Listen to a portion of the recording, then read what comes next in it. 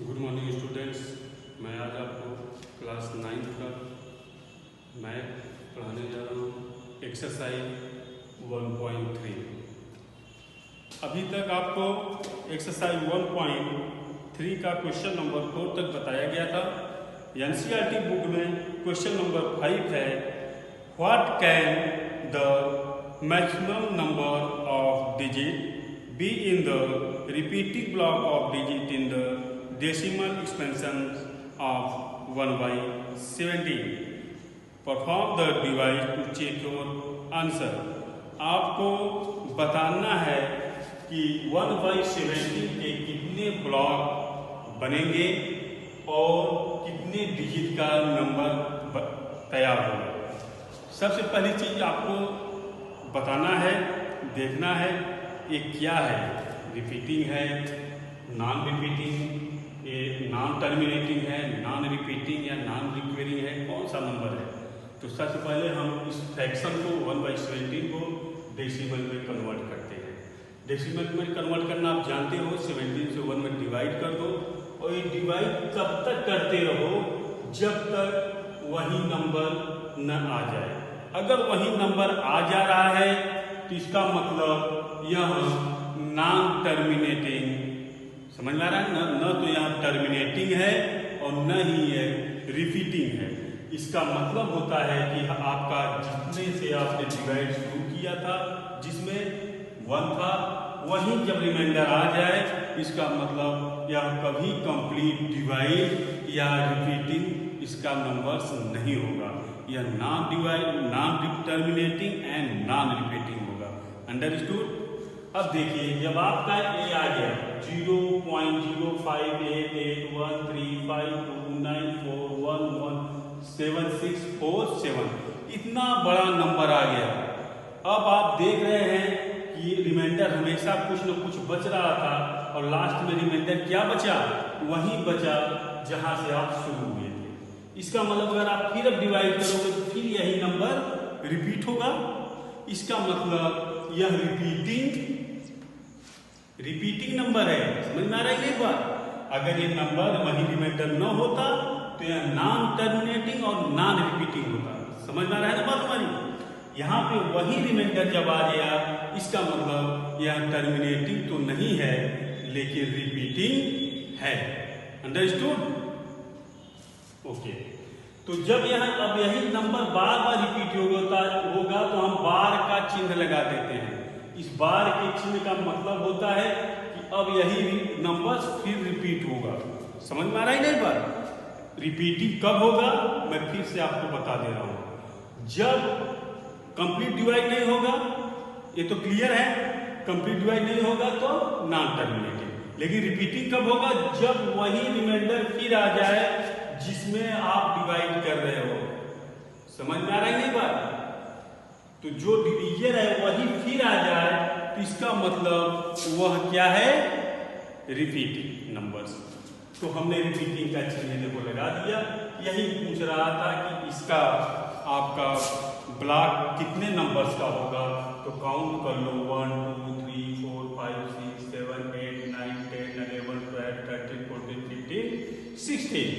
कितने का ब्लॉक हुआ, 16 डिजिट का इसका ब्लॉक हुआ। समझ में आ रहा है ना बात। यहां से लिख दो ब्लॉक, 16 डिजिट का आपका ब्लॉक हुआ। क्वेश्चन नंबर इसके बाद आता है बच्चों, क्वेश्चन नंबर 6 में क्या है, आपका जो क्वेश्चन है वो पूछ रहा है कि P/Q, P आपका where P and Q integers, P/Q है कोई नंबर, ये P/Q ये दो इंटीजर्स हैं, Q0 = 0। पूछ रहा है किस चीज को सेटिस्फाई करेगा, हैविंग टर्मिनेटिंग डेसिमल, ये टर्मिनेटिंग डेसिमल है। ये P/Q जो है इसमें Q कभी 0 नहीं होगा और यह है क्या, टर्मिनेटिंग डेसिमल। ये आप जान लो, कोई भी फ्रैक्शन टर्मिनेटिंग तभी होगा जब उसके डिनोमिनेटर में 2 और 5 के मल्टीप्लस हो। मतलब कि उसके डिनोमिनेटर में जब आप फैक्टर बनाएं तो 2 या 5 आए, इसके अलावा 3 आ जा रहा है, 7 आ जा रहा है, तो ये सब टर्मिनेटिंग डेसिमल नहीं होंगे। तो क्या मस्ट है? Q must satisfy the factor of 2 and 5। Q क्या है? बहुत ही जरूरी है कि वह सेटिस्फाई करे किससे? 2 and 5 से। एग्जाम्पल भी दिया हूं, जैसे 2/5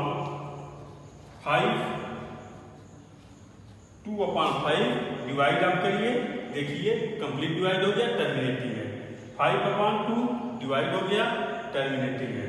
3/5 कंप्लीट डिवाइड हो गया, इसलिए टर्मिनेटिंग है। टर्मिनेटिंग वही है जो कंप्लीट डिवाइड हो गया। इसके बाद क्वेश्चन नंबर 7 आपका आता है। 7 है right 3 numbers with decimal expansion. आपको 3 नंबर बताना है किसके?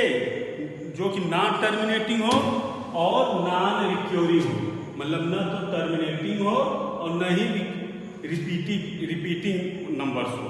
ठीक, तो ये आप जान लीजिए, नॉन टर्मिनेटिंग नॉन रिपीटिंग। समझ में आ रहा है? क्या होगा?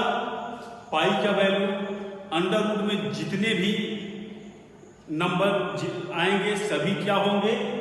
नॉन टर्मिनेटिंग नॉन रिक्योरिंग, क्योंकि वह कंप्लीट कटेगा भी नहीं। जैसे 25 का वैल्यू क्या होता है?